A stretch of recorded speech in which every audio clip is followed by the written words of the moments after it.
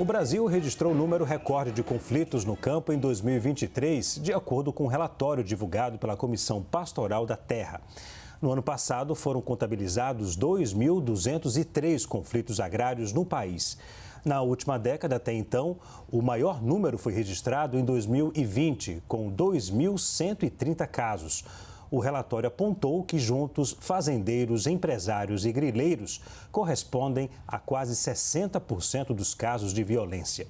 As principais vítimas são os povos indígenas, seguidos por poceiros, sem terra e quilombolas.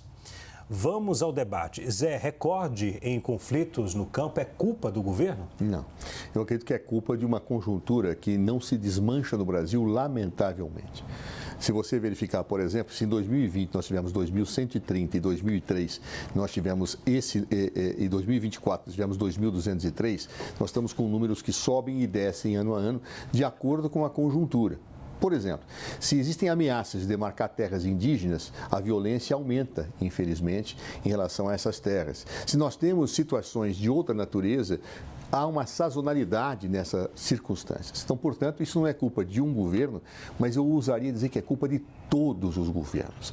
A violência no campo não pode continuar desta maneira. Nós temos que cada vez mais buscar harmonizar os direitos de todos que vivem e trabalham no campo, indígenas, possuidores, com a realidade que a nossa ordem jurídica estabelece. Então, portanto, culpar o governo A, B, C ou D sem uma situação específica identificada, me parece um erro. O que eu acredito é que todos os governos devem se armar, no bom sentido, para enfrentar esta realidade. Nós não podemos ter o relaxamento, como infelizmente aconteceu no governo anterior, em relação a certas situações, não demarcar terras indígenas, privilegiar certas situações que são lesivas efetivamente aos interesses públicos.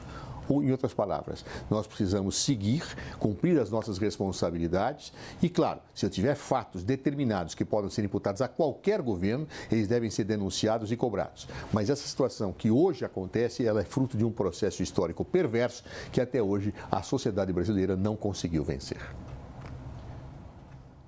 Caio, recorde em conflitos no campo é culpa do governo? Sim, claro, com certeza. Pelo menos em parte. Eu peguei aqui uma fala de 2023 do deputado federal Pedro Lupion, né, que todos sabem, é presidente da FPA, né, a Frente Parlamentar do Agro. Aspas, quando o MST está na cúpula do governo, obviamente o governo Lula, sentado na mesa ao lado do presidente, nada diferente disso nós poderíamos esperar. Aqui ele faz uma referência, né, ao Movimento Sem Terra em viagens oficiais internacionais do governo Lula. Eu destacaria a viagem à China e também a influência, né, desse movimento extremista que promove a violência no campo na escolha de quadros para os órgãos de controle, né, especialmente aqui do INCRA, o Instituto Nacional de Colonização e Reforma Agrária. Segue aqui o deputado Lupion.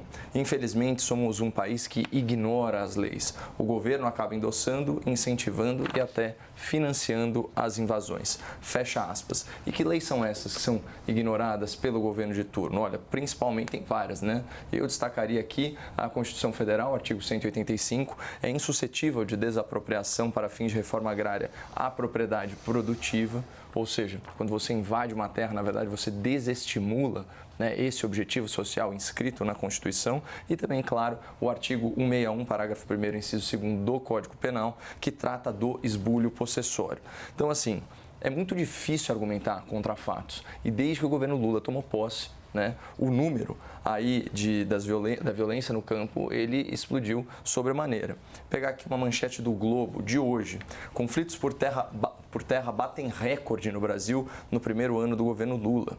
O número de conflitos por terra aumentou em 2023 e chegou a 1.576 casos, conflitos específicos por terra. Se incluídas as ocupações retomadas de área, o número ultrapassa 1.700. Pessoal, isso são quase 5 conflitos por dia, tá? Bom, é o maior volume de conflitos desde 1985, quando a Comissão Pastoral da Terra, a CPT, iniciou o levantamento. E aqui é importante lembrar que a Comissão Pastoral da Terra, ela é um órgão vinculado à Conferência Nacional dos Bispos do Brasil, a CNBB, né, cujos dados são reconhecidos pelo próprio MST, que é o Movimento dos Trabalhadores Rurais Sem Terra. Segue aqui o Globo. Das 31 pessoas assassinadas no ano passado, 14 eram indígenas, o que corresponde aí a quase metade, né? O levantamento da Pastoral revela ainda que 2023 registrou o maior número de ações violentas da última década, atingindo 1.075 pessoas. Além... E isso aí pega mais de 560 casos. Além das invasões de área, né, isso dá 359 ocorrências, houve ações aí sim de pistoleiros, destruição de pertences, destruição de casas, de roçados e, no último lugar, as expulsões das terras. Aí vejam só que curioso, os estados com maior número de conflitos por terra são Bahia, 202 casos, Pará, 183 e Maranhão, 171. Bahia governada pelo PT, Pará com governador aliado do PT e Maranhão com governador também aliado do lulopetismo. Zé, qual seria o caminho que o governo teria que traçar para mudar esse cenário? Bom, em primeiro lugar, é muito importante não associar esses números a qualquer ação do MST. O próprio Caio mencionou a morte de indígenas. Aí, os indígenas têm nada a ver com o MST, me desculpe. Tem a ver com brigas, disputas de área entre indígenas e proprietários rurais. É isto. Boa parte dessa violência tem a ver com isso, com tentativas de retirada de índios de áreas mano-militare, com reações às situações que estão colocadas, especialmente quando se começam a dar andamento a processos de demarcação. Ou seja, associar isso ao MST efetivamente é distorcer as causas do problema. Claro, e quem distorce a causa do problema não o compreende e não o soluciona.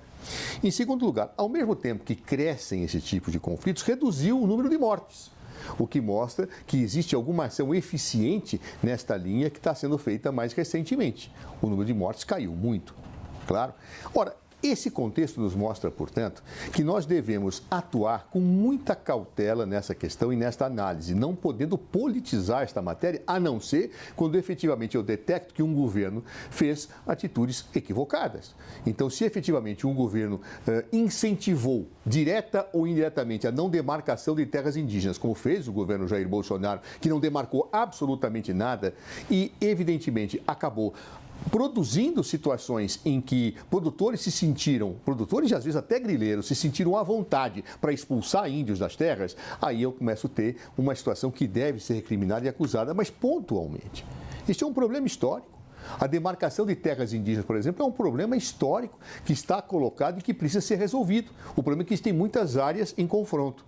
Eu, pessoalmente, acho que a única forma de resolver isto é através do entendimento, através de uma mediação, que é muito difícil em climas polarizados. Quando eu politizo esse tipo de coisa, eu acabo não resolvendo o problema. Eu defendo os produtores radicalmente, eu defendo os indígenas radicalmente, quando eles poderiam chegar a um entendimento básico, respeitando os direitos de cada lado, quando existam efetivamente direitos de cada lado. Então, acho, portanto, que nesse contexto é necessário muita prudência e muita racionalidade. Claro, você atribuir culpas numa perspectiva política de A, B, C ou D sem fatos concretos, associando a causas que não têm relação direta com o fenômeno, ou pelo menos com os números expressivos que estão colocados, é evidentemente um equívoco analítico e distorce sobre viés político radicalizado, realidades que não podem efetivamente ser abordadas dessa maneira. Então, portanto, um governo deve, em primeiro lugar, analisar os pontos onde houve efetivamente a situação ofensiva e buscar atacar o problema. Boa parte disso, repito, tem a ver com demarcações de terras indígenas e conflitos. Este é um problema que todos os governos têm e que exigem mediação para a solução. Pelo menos, por sorte, nos dias atuais, o número de mortes caiu muito, o que mostra alguma eficiência política neste ponto. Caio, concorda com o Zé? Não, até porque a minha fala foi distorcida.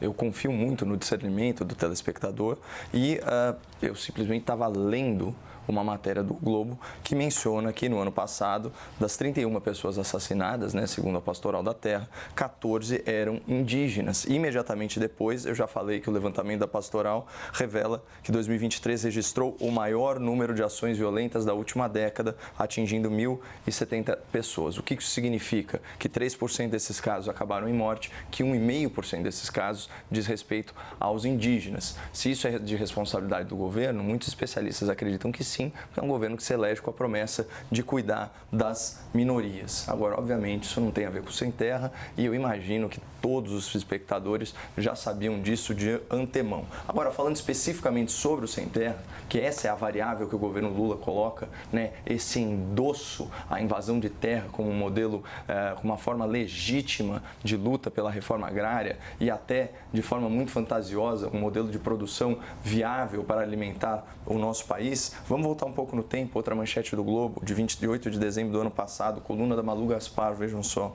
De acordo com a CNA, de janeiro até dezembro desse ano, ano passado, foram registradas 72 invasões de terras públicas e particulares em todo o território nacional, ante 23 que haviam sido registradas em 2022. Ou seja, o último ano da administração anterior, primeiro ano da administração Lula. Você tem um aumento de 213% nas invasões de terra. Agora vamos fazer outro recorte só para fechar, Leandro, pegar o período de 4 anos da administração anterior com um ano do governo Lula.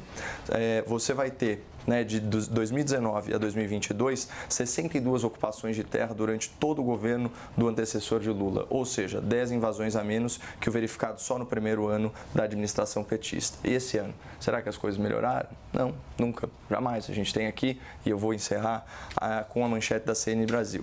Abril vermelho. MST contabiliza 24 invasões em 11 estados do país, sem contar as ocupações, isso é só em um mês. Ou seja, a violência no campo está descontrolada e permanece uma situação muito grave. Eu vou dar a palavra agora ao Zé, 30 segundos. Não, eu não entendi por que nós estamos discutindo o MST se, confessadamente, segundo o Caio, esses números que estamos debatendo não tem nada a ver com o MST. Podemos criar um capítulo só para discutir o MST, ou seja, situações de, abre aspas, invasão de terras, que, a meu ver, não são muitas vezes, em alguns casos são, mas em outras vezes, na maior parte dos casos, não são protegidos possessoriamente, porque são imóveis que desatendem a função social da propriedade pelo desatendimento de algum dos índices do artigo 185 da Constituição. Então, portanto, podemos reservar um capítulo específico para discutir o MST. Neste momento, estamos discutindo violência, e a violência não é determinada pelo MST, mas tem muitas causas, particularmente a questão indígena. Caio, 30 segundos. Bom, vamos lá.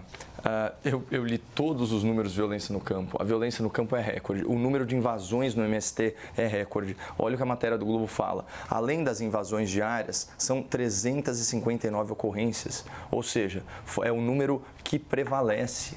Então, de tudo que a gente está discutindo, o principal recorte é sim a invasão de terras. Então, é nesse sentido que eu falei. É óbvio que um governo que incentiva esse tipo de transgressão, que vai contra o Código Penal, contra a Constituição, contra a jurisprudência do STF, e seja uma resposta que precisa ser violenta para você restituir a posse, ou que muitas vezes termina em violência, é óbvio que isso vai aumentar os conflitos no campo. Então, nesse sentido, eu acho que sim, o MST é o grande vilão dessa situação hoje no Brasil.